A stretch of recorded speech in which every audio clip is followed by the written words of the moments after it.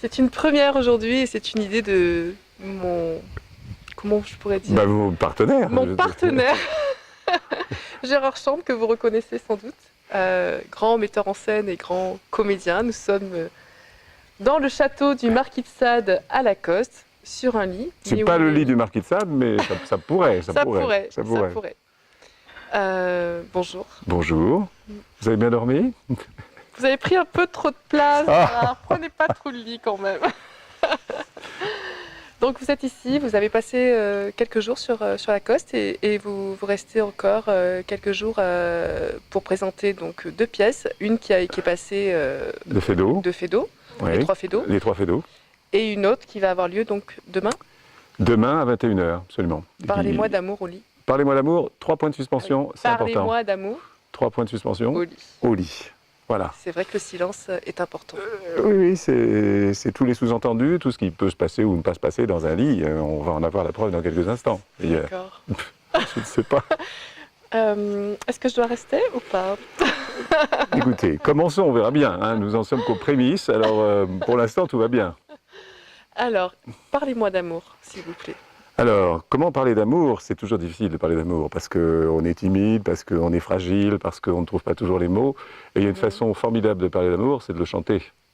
Et D'accord. pratiquement toutes les chansons, 90% des chansons parlent d'amour d'une façon directe ou indirecte. Alors on s'est dit que comme on avait envie de parler d'amour, parce qu'il n'y a peut-être pas de choses plus importantes dans la vie que l'amour, qu'on est tous à la recherche, qu'on est tous en train de se battre, de rêver, de pleurer, de sourire, d'espérer, on s'est dit que la meilleure façon c'était de partager ça avec le public. Et donc nous avons rassemblé un certain nombre de chansons d'amour connues, d'autres pas connues. On a un peu modifié les paroles et on raconte une histoire de gens qui sont, voilà, comme tout le monde, en quête d'amour. Donc c'est une forme de comédie musicale, théâtre? Non, on peut dire une comédie musicale. C'est une comédie musicale. Il y a 7 personnages ça se passe dans un. On a trouvé un lieu particulier. Ça s'appelle l'hôtel des Trois Amours. Et en fait, c'est un hôtel où les gens viennent chercher l'amour, pas de façon qu'on peut imaginer, mais de façon tout à fait dégrouée. Ça se passe plutôt en thalassothérapie, en amourothérapie, on pourrait peut-être dire, avec des situations dans les massages, dans les chaises longues, dans les lits, bien sûr. Et tous ces gens-là recherchent l'amour, parlent d'amour, racontent leurs amours à travers des chansons.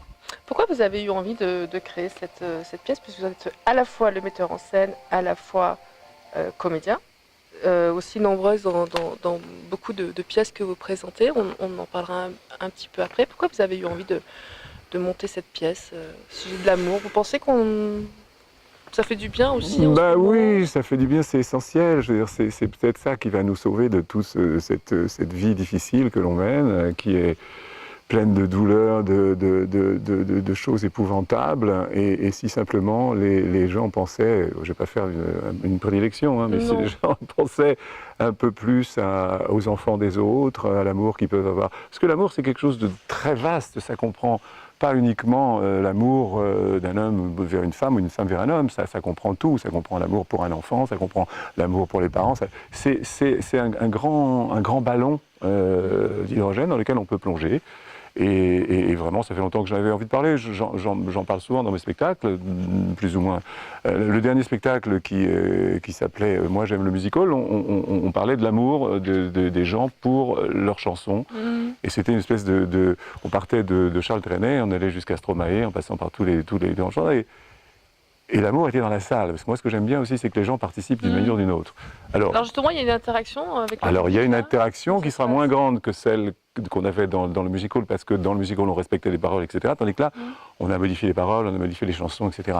Mais les gens chantent, faire chanter les gens, c'est déjà un échange et c'est important. Donc, pratiquement dans tous les spectacles, il y a ça, il y a cette envie que le public joue avec nous et qu'on joue avec le public. Et justement, ces différentes mises en scène sur différents sujets, donc on a parlé d'amour, on parle de Fédot qui est beaucoup plus, on va dire, intellectuel, à sa manière, Oui. bien entendu, hein, mais c'est quand même Mais intellectuel. c'est aussi une histoire d'amour. Dérision, amour. Dérision. L'amour, c'est pas fait que de bonnes choses. Il y a aussi des discussions. Moi, il se disputait beaucoup avec sa femme. Mais c'était aussi une forme d'amour. Amour un peu haine, mais haine, amour, pourquoi pas. Et Don Quichotte, que vous allez présenter très Alors, prochainement. Don Quichotte, s'il y a un grand amoureux dans l'histoire de la littérature espagnole, c'est bien Don Quichotte qui est à la quête de sa Dulcinea. Ouais. Dulcinea. D'ailleurs, je pense qu'il voit dans toutes les femmes qui se passent à portée de son regard et de ses espoirs, je crois qu'il Il est amoureux. Il est amoureux. Parce qu'un chevalier se doit d'être amoureux. Un chevalier se doit d'avoir une dame qu'il doit honorer sur les champs de bataille, dans les tournois, dans la vie. Et c'est vrai que quand on est aux côtés d'une femme, par exemple à côté de vous, ben on a envie de vous dire que vous êtes belle, d'être un peu votre... De bienveillance. Voilà, de tendresse. Et c'est son personnage, Don Quichotte, c'est ça. Il n'est pas seulement... Alors il veut prouver parce que les hommes, c'est ça le problème, c'est que les hommes, il faut qu'ils prouvent aussi leur amour, parce que ça, on dit, je ne sais pas qui a dit, l'amour ça n'existe pas, seul existent les preuves d'amour. Je ne sais pas, chacun se débrouille avec son amour. Et lui, il veut prouver qu'il est un chevalier, il veut prouver qu'il va sauver le monde entier et qu'il va poser au pied de sa dame, la dame avec un grand D. Il va poser les perles de son amour et tout ce qu'il aura trouvé dans le monde de valeureux. Et c'est une très très très belle histoire. Alors c'est une histoire qu'on a un petit peu modifiée, on a même beaucoup modifié parce que... Il y a beaucoup de flamenco autour. Voilà. Alors, avec un musicien exceptionnel qui s'appelle Chune. Chune. Pardon, Chune. Non, mais Chune, vous le connaissez? Oui, je l'ai rencontré. Magnifique. Bon, on s'est rencontrés il y a 4 ou 5 ans quand on l'a monté à Avignon, à l'Opéra d'Avignon. On s'est rencontrés. On le jouait auparavant, mais d'une autre façon. C'était un peu plus tourné sur Jacques Brel. Et on l'a rencontré d'un seul coup. On s'est dit, mais voilà, c'est Tsune avec ses guitaristes, ses musiciens, ses danseurs, ses danseuses. Sa culture. Oui, prodigieux. Et puis cette sensibilité dans son chant qui est une espèce de cri d'amour, d'une grande beauté. Il a d'un seul coup transformé le spectacle. Et puis, ce qui était aussi très intéressant, c'est que des comédiens, rompus à une certaine forme de travail, rencontraient des chanteurs de flamenco et des gitans. Et ce travail s'est fait d'une façon amoureuse. Parce que c'est pas tout à fait le même métier. C'est pas le même monde. C'est pas le même monde. Il y a eu une période un petit peu comme ça d'observation, et puis d'un seul coup, on est devenu une espèce de famille. Alors on s'appelle, on se voit, on joue de temps à autre ce spectacle, quand on peut. C'est un spectacle un peu lourd, parce qu'on est 12 en scène, plus un cheval, donc c'est pas toujours facile de le produire dans différents théâtres, mais on adore ça. Ouais. Et dès qu'on peut, on se retrouve, on passe 4-5 jours ensemble, on le joue, et puis on prend beaucoup de plaisir. Et je crois que le public aussi en prend. Alors justement, vos différentes interactions entre la mise en scène et la comédie, comment vous la gérez? Difficilement. C'est pour ça que je vous pose la question. Oui. Non, c'est pas difficile. C'est difficile. Bon, c'est pas difficile d'écrire, parce qu'en général, j'écris en pensant aux acteurs avec qui j'ai le grand plaisir de partager depuis une dizaine d'années différentes aventures. On est une petite troupe. Ouais. Et cette petite troupe, elle a ses habitudes, elle a ses conventions, elle a ses complicités. Et tout ça fait que quand on arrive sur une scène, déjà, on a déjà un passé qui nous aide beaucoup. Et puis on affiche quand on joue une certaine complicité qui, je crois, séduit le public. Parce qu'on n'est pas simplement des individus venant se rencontrer comme ça.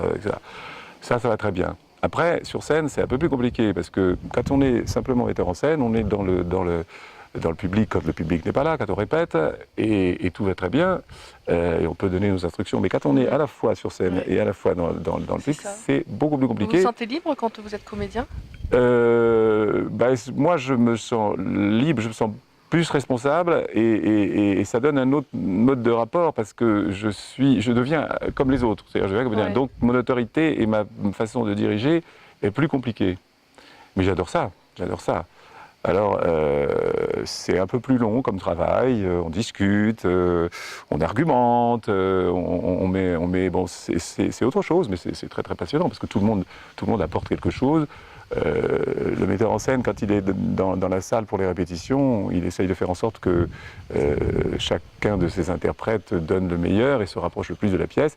Là, c'est pas tout à fait la même chose. On cherche ensemble, on discute, on argumente, et puis après, je tranche quand même, parce qu'il faut quand même bien trancher à un moment ou à un autre. Voilà, donc c'est passionnant.